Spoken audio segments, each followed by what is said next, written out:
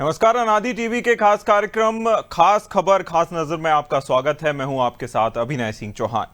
कार्यक्रम की शुरुआत करेंगे 4 बड़ी खबरों के साथ, जहां सबसे पहले बात करेंगे फेड एक्सपो 2025 की। राजधानी भोपाल में फेड एक्सपो 2025 में विदेशी निवेशकों और अन्य उद्योगपतियों का स्वागत किया जा रहा है। जहां ये expo federation of Madhya Pradesh chambers of commerce and industry की ओर से 21 से लेकर 23 नवंबर 2025 तक आयोजित किया जा रहा है। जहां इसमें रूस, ओमान, ताइवान समेत कई देशों के उद्योग प्रतिनिधि भाग ले रहे हैं।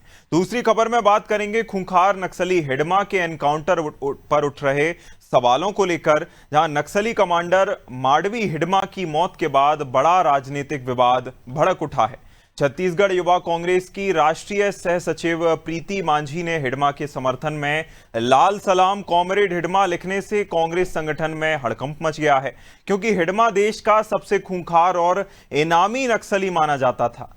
तीसरी खबर में बात करेंगे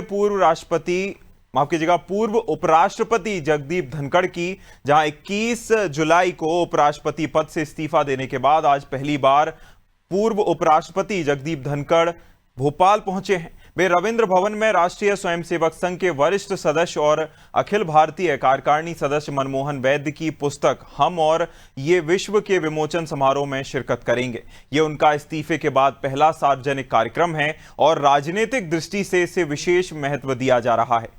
चौथी खबर में बात करेंगे छत्तीसगढ़ सरकार की ओर से धर्मांतरण पर लाए जाने वाले सख्त कानून की, जहां छत्तीसगढ़ में कई महीनों से अलग अलग जिलों में धर्मांतरण के मामले सामने आने के बाद विशेषकर आदिवासी और दूरस्थ ग्रामीण इलाकों में जबरन या प्रलोभन देकर धर्मांतरण के आरोपों ने राजनीतिक माहौल को और भी गर्म कर दिया है। ऐसे में अब शायद सरकार बड़ा कदम उठाने जा रही है। विधानसभा के शीतकालीन सत्र में सरकार नया धर्मांतरण कानून लाने वाली है।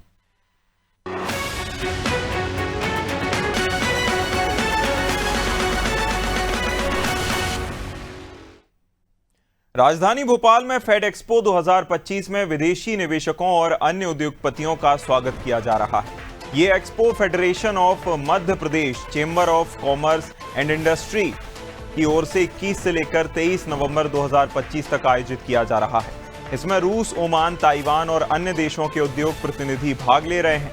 प्रदर्शनी में लगभग 200 से ज्यादा एमएसएमई इकाइयां अपने उत्पादों का प्रदर्शन करेंगी। एक्सपो का उद्देश्य विभिन्न उद्योगों, सरकारी उपक्रमों और एमएसएमई इकाइयों के बीच आपसी संवाद, व्यावसायिक सहयोग और नए व्यापारिक अवसरों का सृजन करना है। ये एक्सपो विदेशी निवेशकों और स्थानीय उद्योगपतियों को व्यापारिक संबंध स्थापित करने का भी अवसर प्रदान करेगा।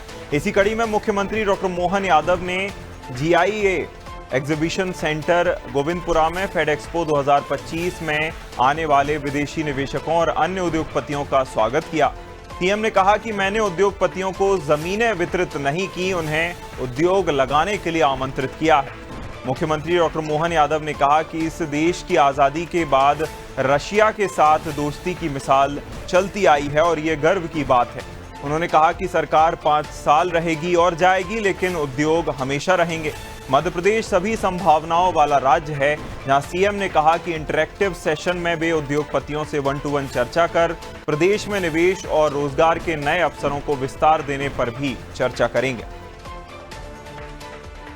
फेडरल एक्सपर्टीज डेवलपमेंट के ये हमारा अद्भुत प्लेटफॉर्म है, जिसके माध्यम से मध्य प्रदेश का आज विदेश में भी रसिया, ओमान, ताइवान इत्यादि स्थान के प्रमुख सरकार और उनके साथ जुड़े हुए उद्योगपतियों के माध्यम से मध्य प्रदेश का परस्पर संबंध, हमारे देश के नाते से व्यापार व्यवसाय बढ़े। आज मैंने भोपाल में इनके सबके साथ ही कार्यक्रम का 2 दिवसीय आयोजन में शामिल हुआ हूँ। कल हैदराबाद जाकर के वहाँ भी पुनः उद्योगपतियों से व्यापार व्यवसाय बढ़ाने के लिए, राज्य को लगातार आगे बढ़ाने का जो हमारा संकल्प है, हम उसके प्रति प्रतिबद्ध भी हैं। मैं उम्मीद करूँगा कि इसी सब कामों से मध्य प्रदेश आर्थिक रूप से भी समृद्ध होगा, रोजगार के अवसर मिलेंगे तो हमारी बेरोजगार या क्षमतावान युवाओं को भी मौका मिलेगा, समृद्धि आएगी तो गरीबी दूर होगी, युवा, महिला, किसान सबकी समृद्धि के लिए अभियान लगातार चलता रहेगा। और ज्यादा जानकारी के साथ दिव्या गोयल सहयोगी हमारे साथ जुड़ गई हैं। दिव्या, देखिए, जिस तरह से ग्लोबल इन्वेस्टर समिट हुआ और ग्लोबल इन्वेस्टर समिट के बाद अब जिस तरह का कार्यक्रम फेडेक्स एक्सपो आयोजित किया जा रहा है, इसमें देखिए विदेशी जो निवेशक हैं उन्हें खासकर तरजीह दी जा रही है, जिस तरह से वह ज्यादा से ज्यादा मध्य प्रदेश में निवेश करें। इसे लेकर सरकार किस तरह प्रयास कर रही है और ये जो खास कार्यक्रम है ये कितना खास रहने वाला है निवेश के नजरिए से? दिव्या जी बिल्कुल, अभिनय, जैसा कि ये कार्यक्रम बड़ा खास है क्योंकि फेड एक्सपो लगा है और इसमें केवल राज्य की, देश की ही नहीं बल्कि विदेशी कंपनियां, जो विदेशी निवेशक है वो भी शामिल हुए। रूस, ओमान, ताइवान के जो उद्योगपति हैं वो इसमें शामिल हुए हैं और मुख्यमंत्री ने खास उनका स्वागत भी किया। अभिनय, खास बात यह है कि पहले लोग जो अंतर्राष्ट्रीय जो उद्योगपति थे, जो निवेशक थे, वो मध्य प्रदेश में आने से कतराते थे। लेकिन लगातार जिस तरह से मध्य प्रदेश में विकास हो रहा है, हर जगह जिस तरह से योजनाएं लाई जा रही हैं, कनेक्टिविटी बढ़ रही है, उसके बाद अब इनका जो अंतर्राष्ट्रीय निवेशक है वो भी बड़ी रुचि लेने लगे। और उसका उदाहरण है ये फेड एक्सपो, जिसमें ओमान, ताइवान, रूस से जो लोग हैं, निवेशक हैं, वो लोग आए हुए हैं, इसमें भाग ले रहे हैं। और इसी के साथ जो ये कार्यक्रम है, इसमें मुख्यमंत्री ने कहा कि बताया कि रूस से हमारे कितने पुराने संबंध हैं और इसके साथ उन्होंने ये भी कहा कि उद्योग कितना जरूरी है और इन निवेशकों के लिए लगातार वो कितने प्रयास कर रहे हैं।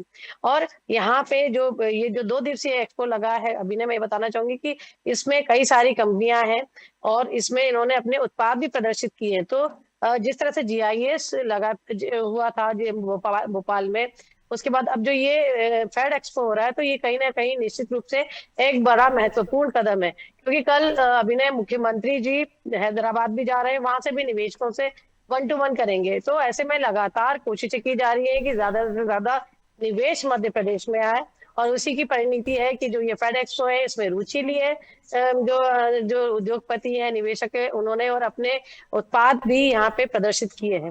अभिनय, बिल्कुल, कहीं ना कहीं जैसे जिस स्तर पर अब कार्यक्रम आयोजित किए जा रहे हैं और जितने बड़े स्तर पर निवेशकों को आमंत्रित मध्य प्रदेश में किया जा रहा है, ये काफी ज्यादा उत्साहित कर देने वाले जो कार्यक्रम है। और जिस तरह से निवेश को लेकर लोग रुझान भी दिखा रहे हैं, इसको लेकर भी अब देखना होगा कि कितने जो निवेश प्रस्ताव हैं इस कार्यक्रम के बाद मिलते हैं। तमाम जानकारी के लिए बहुत शुक्रिया दिव्या।